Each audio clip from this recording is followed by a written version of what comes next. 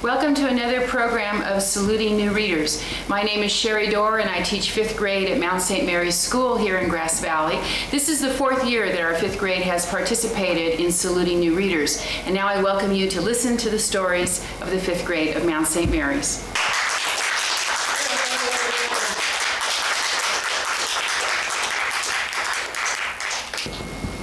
Hi, I'm Daniel Molina, and I'll be reading The Adventures of Captain Underpants. The Adventures of Captain Underpants. The Really Cool Adventures of Captain Underpants. Written by George Beard, drawn by Harold Hutchins. There was a time of darkness and despair for planet Earth. Bad guys had taken over the streets, and all of the superheroes in the world were too old to fight evil. Then along came a new, improved, extra-strength superhero. Look, up in the sky! It's a bird! It's a plane! It's an egg salad sandwich! No way! I'm Captain Underpants!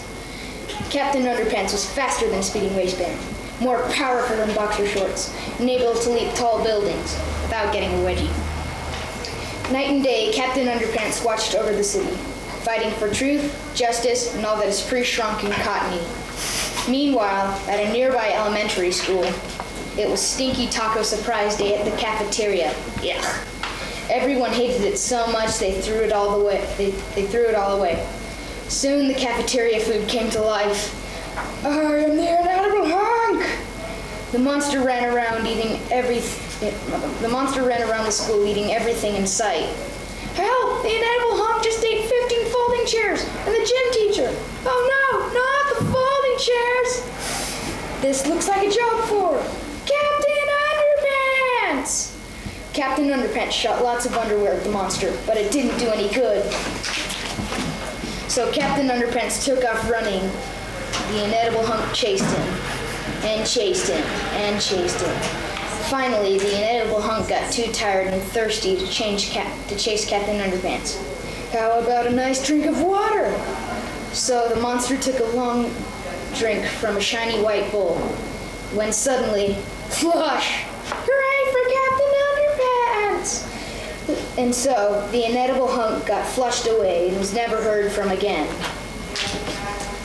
Don't miss our next exciting adventure, Captain Underpants and the Attack of the Talking Toilets, coming soon to a playground near you. Thank you for listening to me read. If you want to find out how this story ends, check it out at your local library.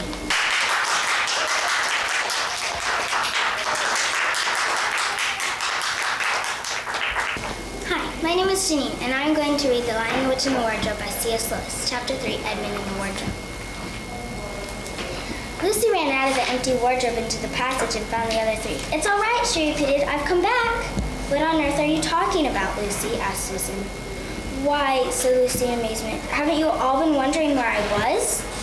So you've been hiding, have you? Said Peter. Poor old Lou, hiding and nobody noticed. You'll have to hide longer than that if you want people to start looking for you.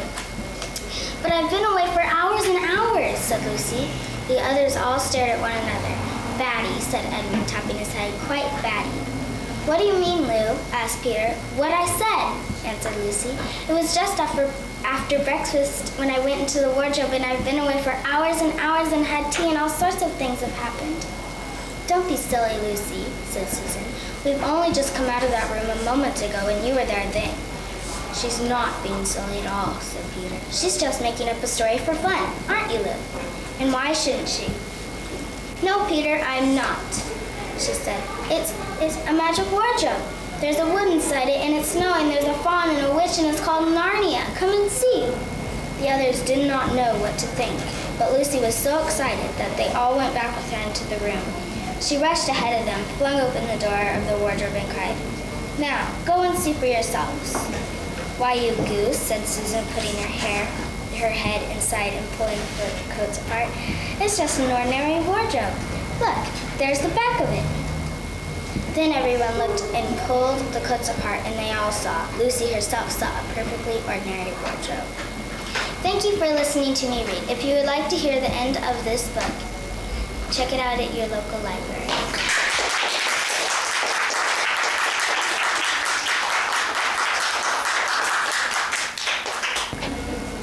Hi, my Ellie, and I'm going to read Holes by Louis Schachar.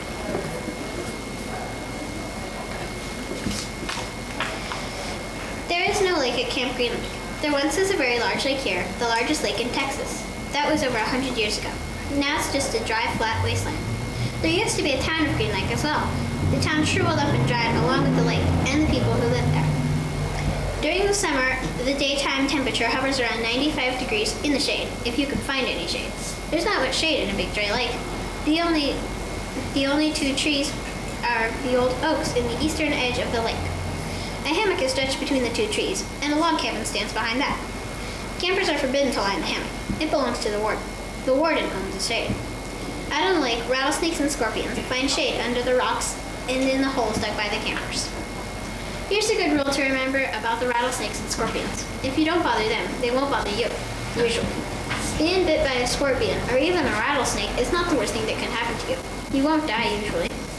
Sometimes a camper will try to be bitten by a scorpion or even a small rattlesnake. Then he will get to spend a day or two recovering in his tent instead of having to dig a hole out on the lake. But you don't want to be bitten by a yellow-spotted lizard. That's the worst thing that can happen to you. You will die a slow and painful death, always. If you get bitten by a yellow-spotted lizard, you might as well go into the shade of the oak trees and lie in the hammock. There's nothing anyone can do to you anymore. The listener is probably asking, why would anyone go to Camp Green Lake? Most campers weren't given a choice. Camp Green Lake is a camp for bad boys. If you take a bad boy and make him dig a hole in the hot sun, it will turn him into a good boy. That was what some people thought. Stanley Yelnats was given a choice. The judge said, you may go to jail or you may go to Camp Green Lake. Stanley was from a poor family. He had never been to camp before. Stanley Yelnats was the only passenger on the bus, not counting the driver or the guard.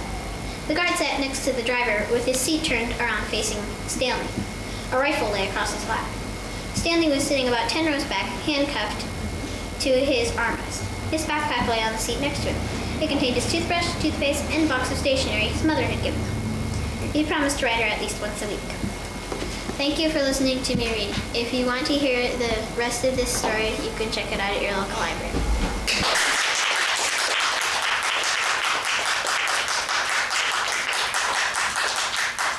Hi, my name is Elliot Gunnison, and I will be reading Sir Gawain and the Green Knight. Of all the knights who had their places at King Arthur's round table, Sir Gawain seemed to be the one who had something strange about him.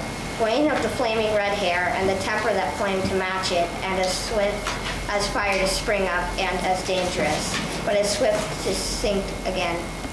He was of the old people, the dark people, and then so was Gathrius and Abigraine, their younger brother, who by now had also joined the court. So was his cousin Urain, and so was Arthur himself on his mother's side.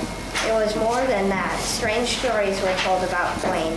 The country folk said that his strength waxed and waned with the sun, so it was fitting that one of the strangest adventures ever to befall the knights of the Round Table should come to him.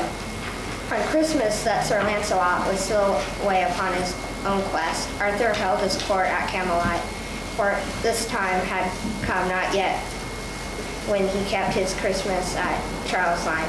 Yuletide went by with many festivities, and it came to New Year's Eve. Now, Christmas was chiefly a matter for the church, but New Year's Eve was for banqueting and merrymaking. And so when dusk came, the whole court gathered to their feasting, and in the great hall the knights of the Round Table, each at their places. The lesser knights and the squires at the sideboards. Even the queen and her ladies had come to join the feast and look on from under her silken canopy. At the upper end of the hall, for there would be dancing after the banquet was done.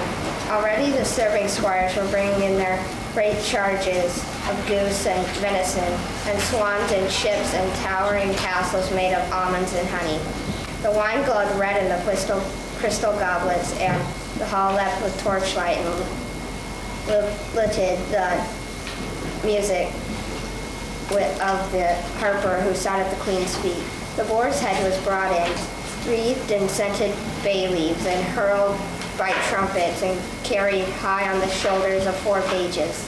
But just as it set on the table, the great doors of the hall flew open, and a gust of wind burst in, making the torches stream sideways, and the flames of a huge log fires crouched down upon the hearths, and a little snow eddied in on the dark wings of the wind. The harper fell silent between note and note. The voices the reveling company fell away, and every face turned towards the door of the night beyond, and a great silence took the hall where the cheerful sounds of merrymaking had been. And into the silence came the clang and bell clash of a horse's hooves upon a frost-bound courtyard stones, and out of the darkness in the torchlight and firelight that steadied the light as though it was greeting, rode a great man, almost a giant, upon a war horse that was fitting size to carry him. Thank you for listening to me read. If you want to know how the story ends, check it out in your local library.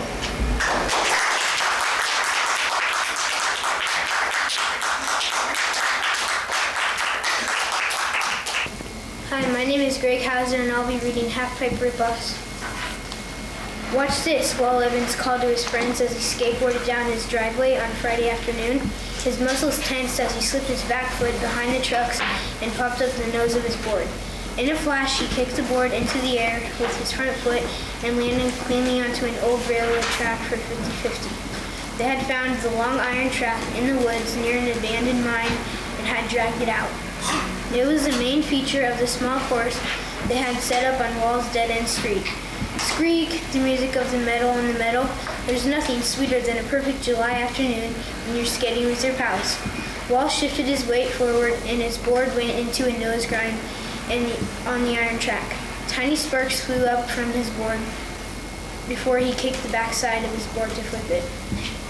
As he landed on the pavement, he glanced up at his crew, Nat Whitmore, Kevin Schlutz, and Jamal Smith.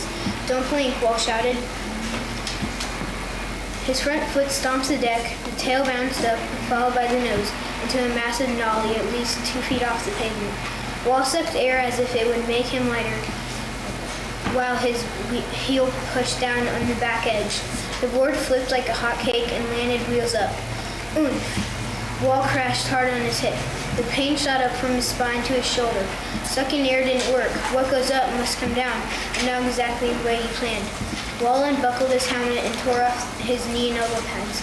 "Tony Hawk crashes and burns at the X Games," Jamal shouted as he whacked his hammer against the nail he was driving. Tony Hawk was one of the most gnarliest pro skaters around. Thank you for listening to me read. If you want to know how the story ends, check it out at your local library.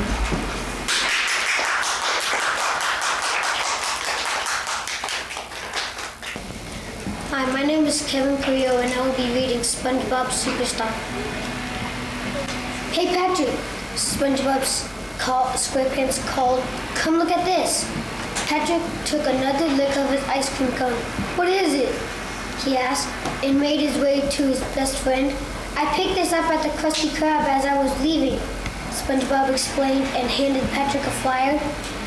Patrick took the flyer and began to read. "Do you want to be a rich and famous star? Do you dream of making it big in Celebrity C? Well, here's your chance. Seeking the underwater's world's biggest daredevil for a TV special. Auditions tomorrow, 10 a.m. at the Krusty Krab. BYOS. Bring your own stunt." "A daredevil TV show," exclaimed SpongeBob. "Do you know what this means?" Must-see TV, guessed Patrick. SpongeBob grinned and replied, "Well, of course, but it also means we can show off our stunts. We could become famous." "But we don't have any stunts," said Patrick. "Sure we do," SpongeBob declared. "But we just haven't thought of them yet." What can I do?" Patrick wondered. SpongeBob thought for a moment. He looked at the melting ice cream in Patrick's hand. "You can do something with ice cream," he told Patrick. "But how is that a daredevil stunt?" Patrick asked. I know. What about the most number of licks it takes to finish an ice cream cone?" SpongeBob suggested with a smile. "Yeah," cheered Patrick. "I'm a daredevil." "Well, I better go think of a stunt to practice," SpongeBob said. "I'll see you tomorrow." "See you then," Patrick called. "I better practice too." He began to lick and count. 1, 2, 3. SpongeBob went home. After he fed Gary, he took a bath and heated up a leftover Krabby Patty for dinner. Ooh, she said, looking at the TV listings while he ate. There's a Mermaid Man and Barnacle Boy marathon on tonight. Then he remembered he was going to practice a stunt for tomorrow's Daredevil auditions. Well, I'll just watch 1 or 2 episodes and then practice. Hi, thank you for listening to me read. If you want to hear the rest of this story, check it out at your local library.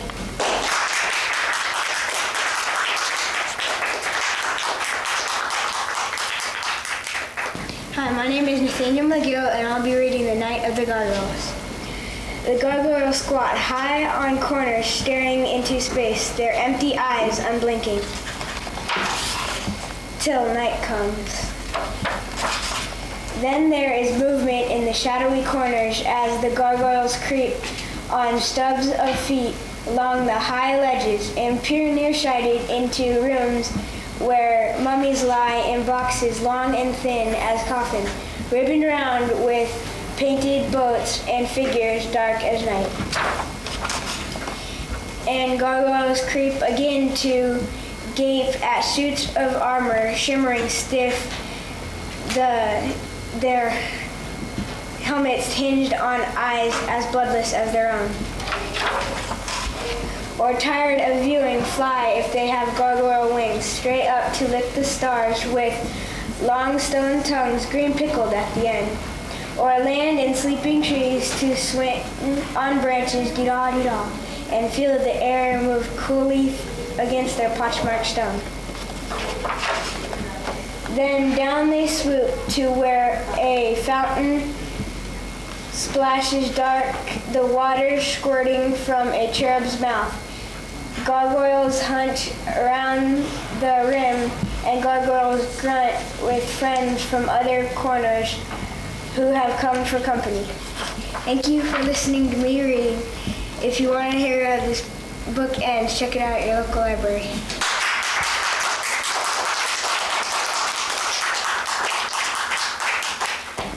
Hi, my name is Rusty, and I will be reading Charlie the Caterpillar. One day, one bright and sunny day, Charlie the Caterpillar was born. The world looked very, very big to Charlie because he was very small, because he was just born. Charlie soon found out how delicious green things tasted. As he was nibbling on a blade of grass, he could hear the wind whistling and the birds singing. He smiled. He was glad to be alive. Charlie decided to set out and see the world. So he looked to the left and he looked to the right, and then he went straight ahead.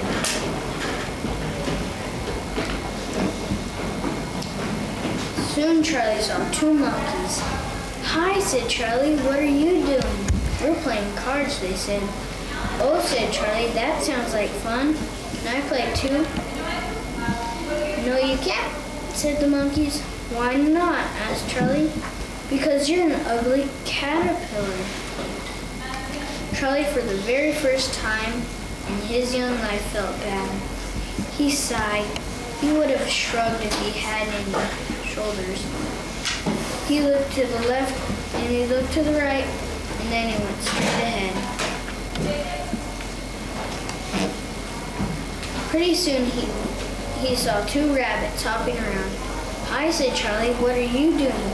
"We're playing tennis," they said.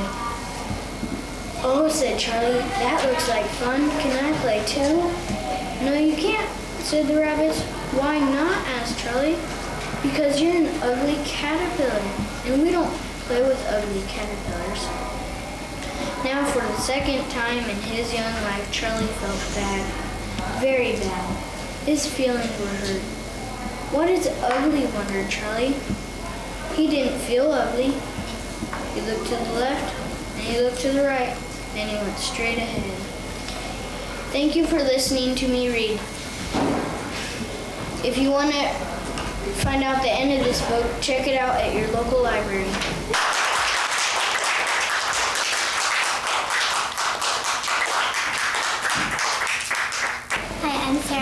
Liz, and I'm going to be reading Miss Spider's Tea Party. One lonely spider sipped her tea while gazing at the sky. She watched insects on leaves and many flying by. If I had friends like these, she sighed, who'd stay a while with me, I'd sit them down on silken chairs and serve them cakes and tea. Two timid beetles, Ike and May, crept from the woodwork that same day, but when Miss Spider begged, "Please stay," they shrieked, "Oh no," and dashed away. 3 fireflies flew inside that night, their spirits high, their tails alight. They spied the web and squeaked in fear, "We'd better get away from here." The little trio did not feel they cared to be a spider's mate. 4 bumblebees buzzed outside. "Please come to tea," Miss Spider cried. The 4 ignored her reminder. She waved a tea towel in the air. She took a cup and tapped the glass. Then when we spoke to her at once, we would be fools to take our tea with someone so spidery. Within the shadows of the room, just peeking from behind a broom, 5 grinning faces yawned and peered. Miss Spider smiled. Her heart was cheered. Descending for a closer look, she danced into the gloomy night, but sadly found those jolly mugs belonged alas to wrong of us. Some ants strode in. They numbered 6, but ants with spiders will not mix. She brewed them tea of hips of roses. The proud platoon turned up their noses. A fine bouquet concealed its prize of 7 dainty butterflies. Miss Spider, watching from the wall, was not aware of them at all. The tea table was set for 8 with saucers, cups, and silver plate. The cakes were fresh, the service clean, yet no one would arrive, it seemed. Her company in no demand left her a cup for every cat. Thank you for listening to me read. If you would like to read the rest of this book, check it out at your local library.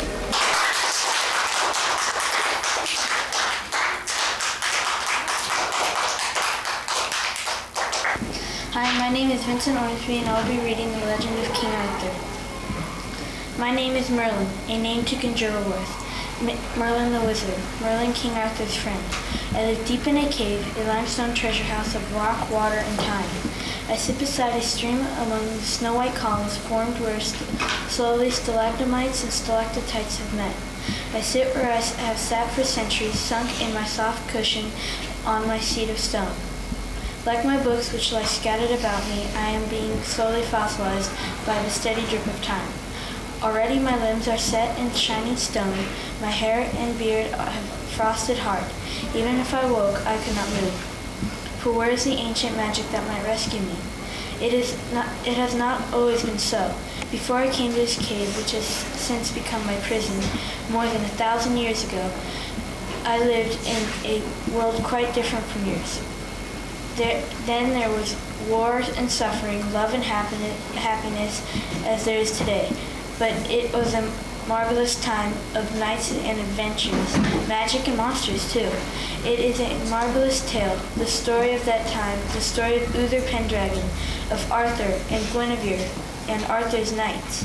Above all, it is the story of Arthur, King Arthur of Camelot, and the fellowship of the Round Table.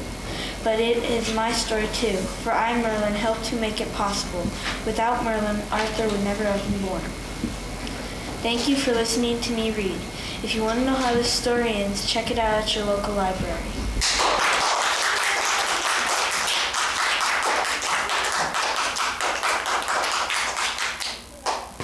Hi, my name is Tori Gallagher, and I'm going to be reading No David. David's mom always says, "No, David. No, David. No, David, no. No, no, no. Come back here, David. David, be quiet. Don't play with your food. That's enough, David.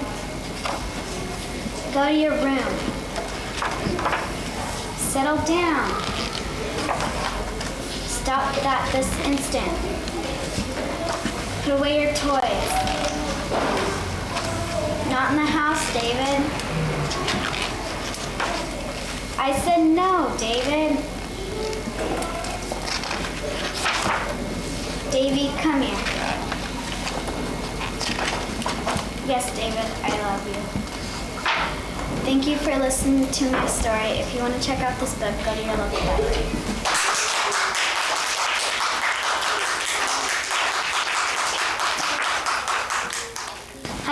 is Megan, and I will be reading to you a version of Little Lulu, a dog's lifesaver. Huh? Yip, yip, yip, yip. What? Gosh, what's the matter, puppy? Yip, yip, yip. Uh-oh. Let's get out of here. He's coming after us. I've got to hide you somewhere, quick. I saw her go in here. Ha! Think you can fool me? There you are. Can I help you, sir? I'm the dog catcher. I'm looking for a stray dog. But these are all stuffed dogs. The one I'm looking for is a live dog, and he's right here. Well, you can examine him closely, sir. Interested in a stuffed dog, ma'am? Yes, I like this one. It's so lifelike. I'll wrap it up. There you are, ma'am. Thank you. I'll follow that little girl. I'll bet she knows where that dog is. Come on, out with it. Where is that? Ow! Huh? Lady, did you bite me? I beg your pardon? Take that, you. Yeah! Uh-oh. This way, puppy. You won't get away from me. I'm the dog catcher. Look out! Now look who you've done. They're hiding in one of these rolls. I'll shake them out. I'll find it. Ha! Gotcha. Zip. Zip. This could go on all day. Ha! I know what I'll do. I'll be right back with this. I want to take it out into the light. Ha ha.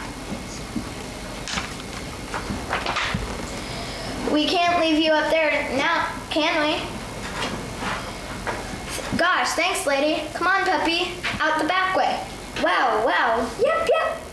Yep. Wow, wow. I'll leave the little girl in there to teach her a lesson.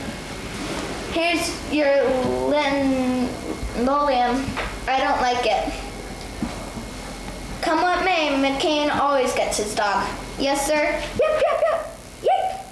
Yep, yep, yep, yep. Yep. Wowee.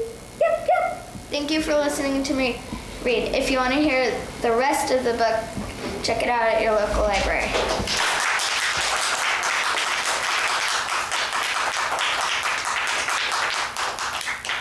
Hi, my name is Tanner Mathias, and I'll be reading The Horse and His Boy.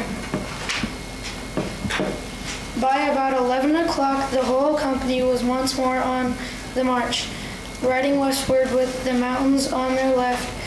Corn and Shasta rode right at the rear with the giant immediately in front of them.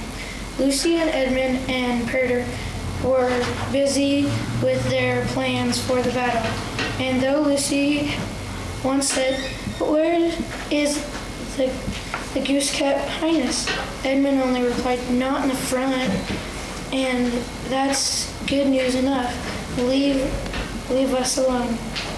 Shasta told Corn most of his adventures and exploring that he had learned all his riding from a horse and didn't really know how to use the reins.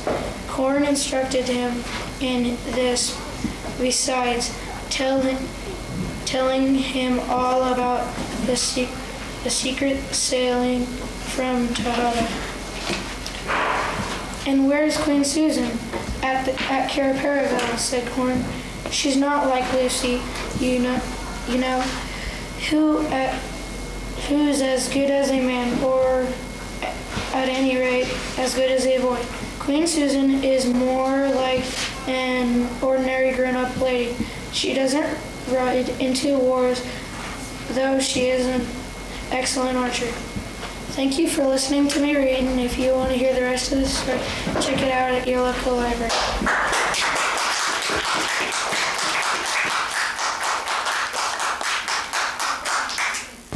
Hi, my name's Alva, and I'm going to be reading to you Thanksgiving Day Feast.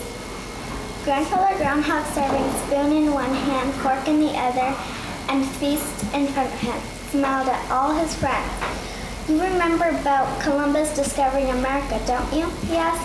"Oh, yes," said the woodland folk. "That was fun." Well, Grandfather Groundhog went on.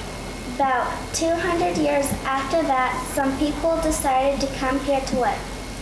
They sailed across the ocean, built homes in the wilderness, cleared land, and made gardens. they had to fight Indians.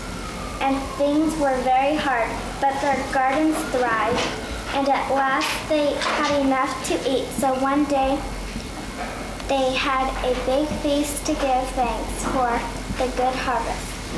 They cooked good things from their garden, and when the table was ready, no one had ever seen such a feast.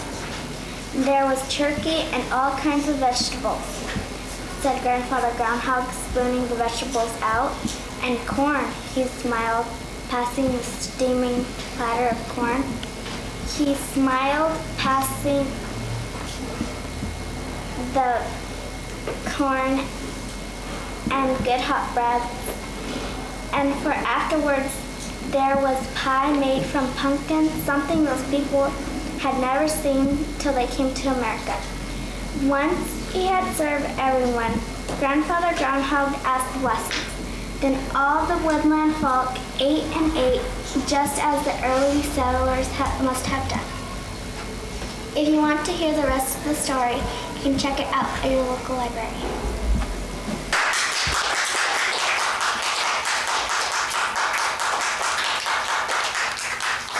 Hi, my name is Krista, and I'm going to be reading Miss Spider's New Car. Mom writes that we should come to a tea. Let's go, Miss Spider cried. We'll hire a frog to cross the bog. Down to the riverside among the mice we might entice a fuzzy woodland guide. Those mice could bite you, Holly howled. The river's full of snakes. To think you atop a frog gives me the quiver shakes. It's much too far. Let's buy a car instead, for heaven's sakes. You're brilliant, dear, Miss Spider cheered, with sky blue shells and silver bells and chimney bits of shine. Look over there, I do declare, that one will suit us fine. Miss Spider grinned. We'll take it home, but Holly only frowned. Would it be wise to take the first jopoli that we found? I'll ask the bee to wait till 3 so we can shop around. Mike Mantis crooned. This honey runs on nectar from a flower. Its two-stem engine is equipped with turbo bumble power and capable of reaching speeds 90 yards per hour. Poor Holly shrieked, it's much too fast. Please look out where you're going. There might be hungry rats down here. We have no way of knowing. How fine it is, Mrs. Spider laughed, to feel my tummy blowing. Slicktail the snail, said Holly, calls this gem the escargot. It looks all sleek and spirally, but rides so nice and slow. That sail snail, said Miss Spider, looks familiar, don't you know? The wheel is out of date, whooped Hop, just like a dinosaur. Our Flexo Flea spring-loaded legs are what you're looking for. Just pull the round brown throttle down and hear the engine roar. Why travel on the public road, such trouble that it brings, the bumps and holes, the toads and moles, the snakes and rats and things. Thank you for listening to me read. If you want to hear the rest of the story, check it out at your local library.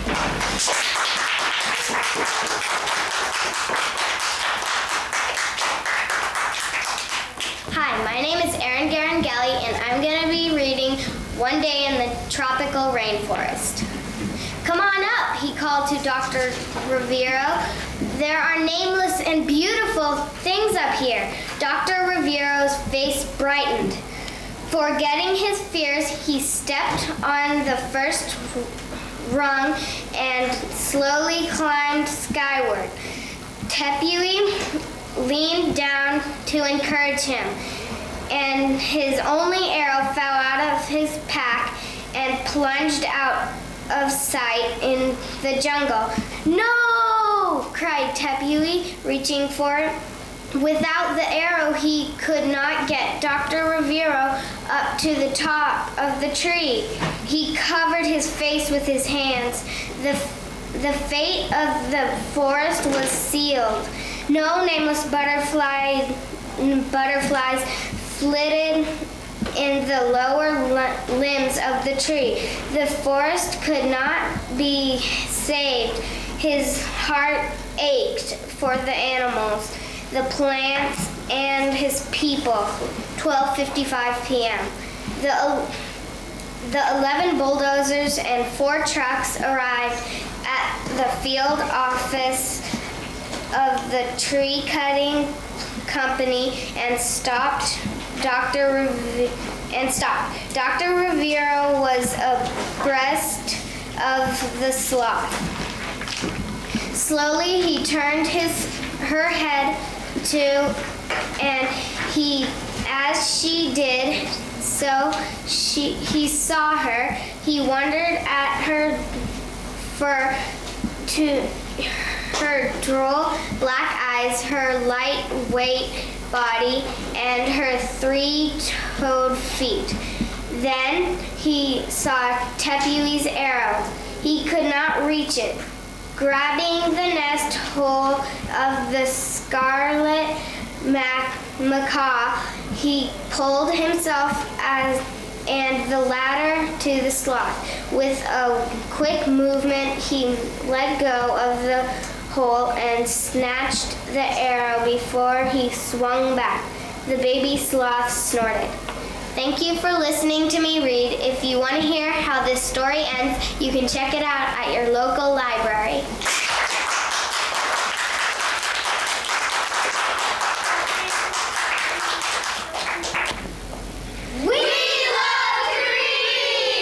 What do you love? Reading! And where do you go to school? Mount St. Mary's! And are you in 1st grade? No! Are you in 3rd grade? No!